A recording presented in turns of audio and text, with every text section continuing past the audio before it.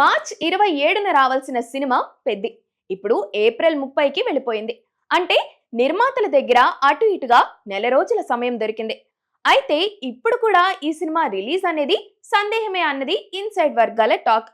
దాదాపు 45 రోజుల పాటు షూటింగ్ మిగిలిందని, మార్చి నెలాఖరు వరకు నాన్ స్టాప్ గా షూటింగ్ జరిపితే కానీ సినిమా పూర్తవదని కూడా తెలుస్తుంది. ఏప్రిల్లో ప్రీ ప్రొడక్షన్ పనులు చూసుకోవాలి, ప్రమోషన్లు కూడా చేసుకోవాలి. ఇది పాన్ ఇండియా సినిమా. 2-3 ప్రెస్ మీట్లు, ఈవెంట్లతో సర్దేద్దాం అనుకుంటే కుదరదు. నార్త్ లో వీలైనంత కవర్ చేయాలి. ఇదంతా చిత్ర బృందానికి, ముఖ్యంగా రామ్ చరణ్ కి పెద్ద టాస్కే. పైగా హీరోగా రామ్ చరణ్ కి ఈ సినిమా చాలా కీలకం. RRR తర్వాత గేమ్ చేంజర్ తో పెద్ద దెబ్బ పడింది. ఆ సినిమా ఫ్లాప్ అయినప్పుడు చరణ్ ని ఎవరూ పెద్దగా నిందించలేదు. అంతా శంకర్నే అన్నారు.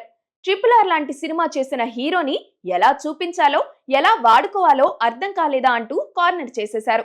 పెద్ది అలా కాదు, తాను ఏరుకోరి బుచ్చిబాబుతో చేస్తున్నాడు. బుచ్చి కూడా ఉప్పెనతో హిట్ ఇచ్చిన దర్శకుడే. సో ఈసారి తప్పు జరిగితే చరణ్ ని సైతం కార్నర్ చేస్తారు. సో తప్పు జరగకూడదు. సినిమా కోసం ఎంత కష్టపడాలో ప్రమోషన్స్ కోసం కూడా అంతే కష్టపడాలి.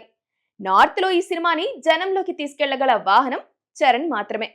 చరణ్ ఎంత ప్రచారం చేస్తే అంతగా ఈ సినిమాకు మైలేజ్ ఉంటుంది.